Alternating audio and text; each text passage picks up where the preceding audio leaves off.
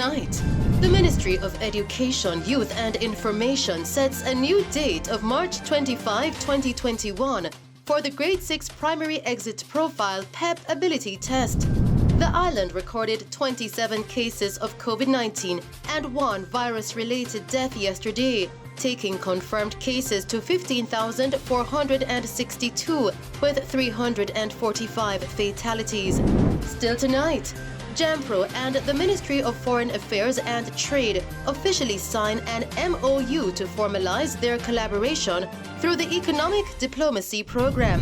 And the SRC invites professionals working in science, technology, engineering, and mathematics-related fields to apply as volunteers under its new STEM Ambassador program.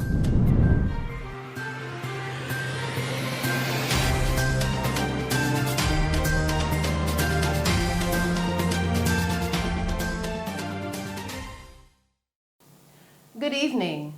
The Ministry of Health and Wellness has reported that the island recorded 27 new cases of COVID-19 and 1 death over the last 24 hours. The new cases consist of 9 males and 17 females, ranging in age from 2 days to 88 years. The gender of one of the cases has been reported as under investigation. Now, this takes the total of the island's confirmed cases to 15,462. The cases were recorded in Kingston and St. Andrew with 20 cases. Clarendon and St. Mary recorded 2 cases each. Portland, St. Catherine, and Trelawney recorded 1 case each. The ministry reported that the island's latest victim is an 82-year-old female from St. Anne, taking the death toll now to 345. The country also recorded 20 recoveries, taking the total of recovered persons now to 11,981. Still making the news tonight, the Ministry of Education, Youth and Information has set a new date of March 25, 2021 for the administration of the Grade 6 Primary Exit Profile PEP Ability Test. The original date was February 23, 2021. Portfolio Minister Mrs. Favour Williams notes that despite the Grade 6 ability test not requiring knowledge based on the Grade 6 curriculum, the Ministry of Education, Youth and Information decided to set a new date to give students more time to prepare. She said this decision comes after extensive consultations with stakeholders including parents, teachers, principals, and the Jamaica Teachers Association, JTA. The consensus that emerged was for additional preparation time so that students could be more intellectually and emotionally ready. Minister Williams added that, quote, "We understand the challenges facing the education sector during this COVID-19 pandemic. We continue to work with the Ministry of Health and Wellness to ensure that more of our schools are inspected and that they attain a satisfactory report. We encourage all our students, parents, teachers, and principals to utilize the learning approaches online, audiovisual, learning kit, and face-to-face where allowed to help prevent any more learning loss." End quote. Stakeholders are being reminded that the students will sit the ability test in centers within schools presided over by external persons contracted by the Ministry of Education, Youth and Information. School administrators are being asked to pay close attention to the new date of March 25, 2021 and make the necessary plans for a smooth administration. Schools administrators may obtain more information from the Student Assessment Unit by telephone at 876-922-5680, 876-922-2420, 876-948-9254, or by emailing terryann.thomas@moey.gov.jm. Still making the news tonight, the Scientific Research Council, SRC, is inviting professionals working in science, technology, engineering, and mathematics STEM-related field to apply to serve as volunteers under its new STEM Ambassador program. The program will allow industry experts to engage and encourage students to achieve academic and career goals within the STEM field through consistent mentorship and interactive support. Coordinator of the SRC's Science and Technology Education Unit, Cavell Hilton, pointed out that, quote, "If you are a professional over the age of 21 and you are in a STEM-related job or discipline across the public and private sectors, we're asking you to volunteer," end quote. She further explained that the STEM ambassadors will assist their assigned schools by sharing industry advice, delivering career talks to students, hosting activities such as workshops, science camps, debates and competitions, and providing assistance with science fairs.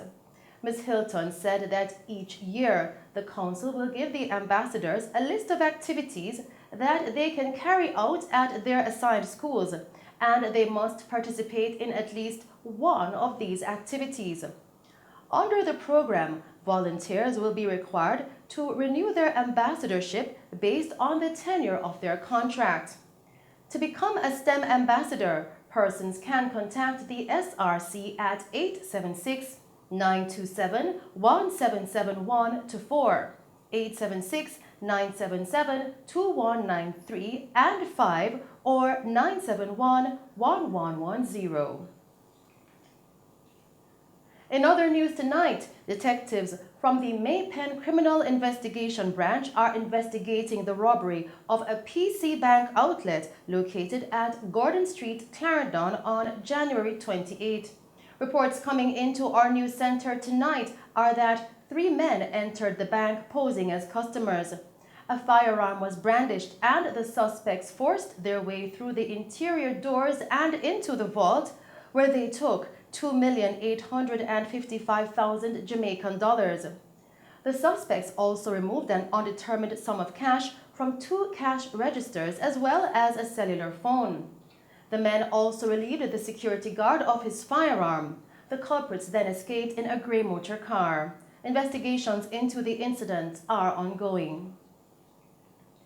Continuing with the news tonight, members of the Constabulary's Specialized Operations Branch recovered 130 cell site batteries during an intelligence-driven operation in the Riverton area of St. Andrew on Wednesday. The Specialized Operation Team reportedly swooped down on an area in the Riverton community after following strong investigative leads into reports of stolen cell site batteries. The rechargeable dry cell batteries that have an estimated value of approximately 10 million Jamaican dollars were reportedly stolen from the cell sites across the island. The constabulary force is advising citizens that the removal of these batteries from telecommunications cell sites is a serious threat to our national security, as citizens could be faced with challenges trying to reach emergency services should there be a power outage. In news from St. Anne, detectives there have confirmed that the suspect who was taken into custody for the murder of a Canadian woman has now been charged. He is 32-year-old Rogan Hilton, a taxi operator of Rio Bueno in Trelawney and Salem in Runaway Bay, St. Anne. Mr. Hilton was charged with the murder of Latoya Alcindo, whose body was found with stab wounds inside an apartment in Runaway Bay in the parish on Thursday, January 21. Hilton's court date is being finalized.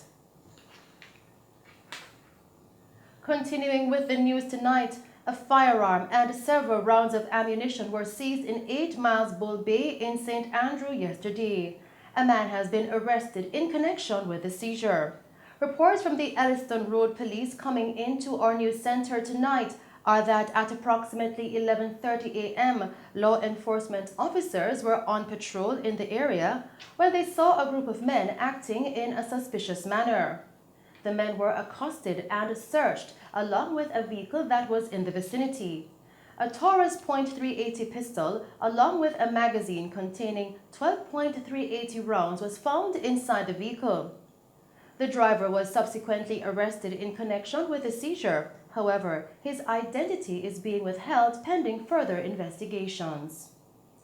In news from Trelawney now, detectives charged a woman with accessory after the fact after she hid a man that was wanted for the murder of a 4-year-old girl committed in Freeman's district in the parish on January 22. The woman has been identified as 42-year-old Joan Turner, otherwise called Miss Ray of Freeman's Hall. Reports coming into our news center are that at approximately 5:30 p.m., Kevin Williams, otherwise called Bughead, was being sought by the police when Turner hid him in a closet in her bedroom and told the police that she had not seen him. Williams was later found and taken into custody, where he was charged with murder. Turner was subsequently arrested and charged. Meanwhile, citizens are being reminded that it is a criminal offense to harbor criminals. And those are some of the stories making news tonight. We will return with more stories making news as JAMPRO and the Ministry of Foreign Affairs and Trade have officially signed an MOU to formalize their collaboration through the Economic Diplomacy Program, EDP. But first, we'll now take a break and then it's over to Christopher Scott with the sports.